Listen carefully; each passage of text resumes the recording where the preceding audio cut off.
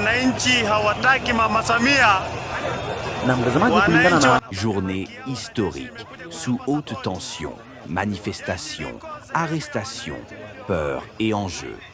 Bonjour à tous et bienvenue sur Prime Africa. Aujourd'hui, nous vous emmenons en Tanzanie où la situation est extrêmement tendue.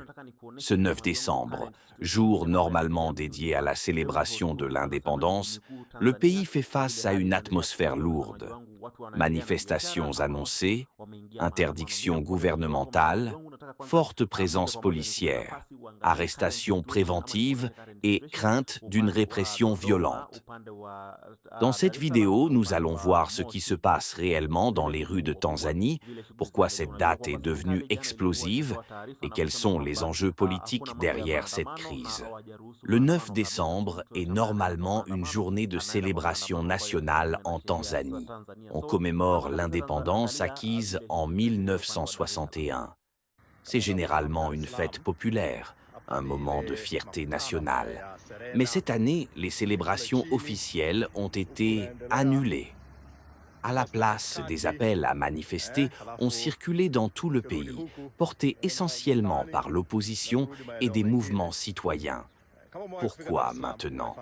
Parce qu'une grande partie de la population conteste encore les élections présidentielles du 29 octobre 2025, marquées par des accusations de fraude, de violence et d'arrestations massives dans les jours qui ont suivi.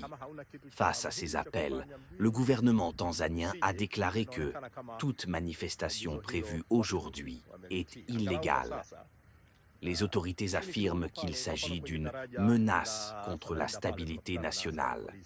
Plusieurs ministres ont lancé un avertissement clair: restez chez soi si vous n'avez rien d'important à faire dehors. Un message qui montre bien la crainte d'un soulèvement populaire. Les forces de sécurité ont été déployées en grand nombre dans les principales villes du pays: Dar es Salaam, Dodoma, Arusha, Mwanza. Les rues sont surveillées, les points stratégiques contrôlés et les personnes suspectées de vouloir manifester sont rapidement arrêtées.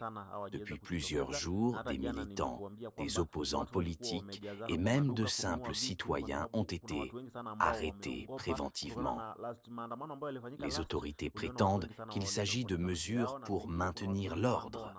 Mais pour les organisations de défense des droits humains, il s'agit plutôt d'une tentative de faire taire toute forme de contestation. Selon des témoignages, certains responsables de partis politiques ont été emmenés avant même qu'ils ne puissent se rendre dans la rue. Amnesty International et d'autres ONG internationales ont exprimé leur inquiétude, rappelant les dérives observées juste après l'élection d'octobre. Des craintes de violence et d'interruption d'Internet. Un autre point soulève l'inquiétude, la possibilité d'un blackout d'Internet. Ce n'est pas nouveau en Tanzanie. Après les élections du 29 octobre 2025, Internet avait été sévèrement restreint, rendant l'accès aux réseaux sociaux presque impossible. Aujourd'hui encore, beaucoup craignent que les réseaux sociaux soient bloqués, les plateformes de messagerie soient ralenties et que les communications soient coupées si la situation dégénère. Pour un pays entier, cela crée un climat d'angoisse et d'incertitude. Pourquoi la population veut manifester? Les motivations des manifestants sont nombreuses. 1. Réclamer la vérité sur les élections. Beaucoup estiment que les résultats ne reflètent pas la volonté du peuple. 2. Dénoncer les violences post-électorales. Des morts, des blessés, des disparitions. Les familles demandent justice. 3e, protester contre la restriction des libertés. Pas de liberté de réunion, pas de liberté d'expression, arrestation arbitraire. 4e, appeler à des réformes politiques profondes.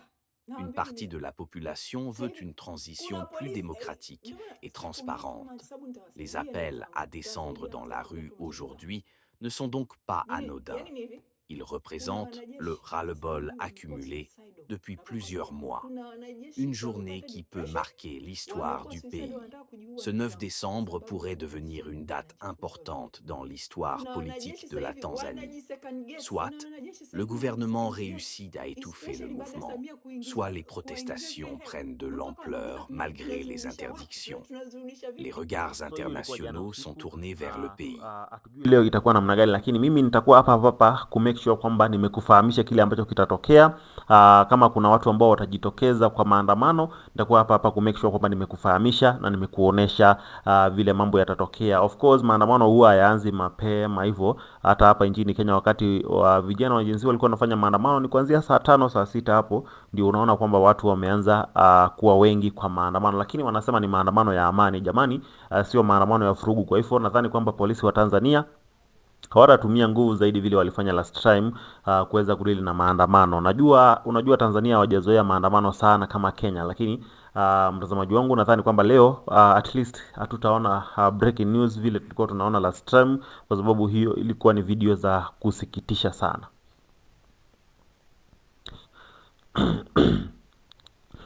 So mtazamaji wangu, tunakuwa tunangojea tuone vile mambo yatakavyotokea. Nimesema kwamba tunaomba kwamba polisi wa Tanzania wasije wakatumia nguvu zaidi vile walifanya last time.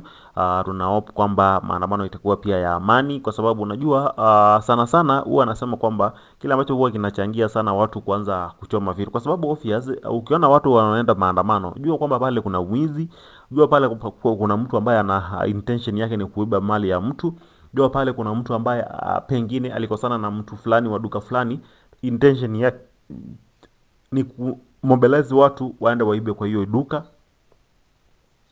Kuna watu wa aina mingi kwa maandamano. Unaweza pata kwamba mnaenda maandamano watu 1000, lakini wale watu ambao wako kwa maandamano kweli ni watu 500. Wale watu 500 wengine wako shughuli zao. Kuna wale wako kwa wizi, kuna wale wako kwa kuharibu biashara ya mwenzake, kuna wale unapata kwamba vitu ni mingi. Lakini kama maandamano ni ya amani, basi unapata kwamba hata ukionekana ukijaribu kuharibu biashara ya mtu, wale watu ambao wanafanya maandamano wanakupiga, kwa sababu hiyo sio agenda yao, hiyo sio nia yao. Nia yao ni kuweza kuwakilisha malalamishi yao kwa serikali iweze kurekebisha, na sio kuweza kuharibia mwenzako biashara. Unaona? So hiyo ndio maandamano ya amani. Lakini wakati wameanza kuchoma magari nini, hiyo sasa inakuwa sio maandamano ya amani. Lakini Watanzania wamesema kwamba wanafanya leo maandamano ya amani. Hakuna furugu. So polisi wasitumie nguvu zaidi, kwa sababu itakuwa ni maandamano tu ya amani.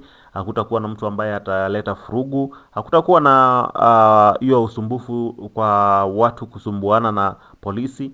So kama polisi watakuwa tu na utulifu, basi Watanzania wanafanya maandamano tu ya amani ili kuweza kuwakilisha matakwa yao yaweze kufanikishwa ama yaweze kufanywa kazi, na hiyo tu ndio Tanzania wanasema. So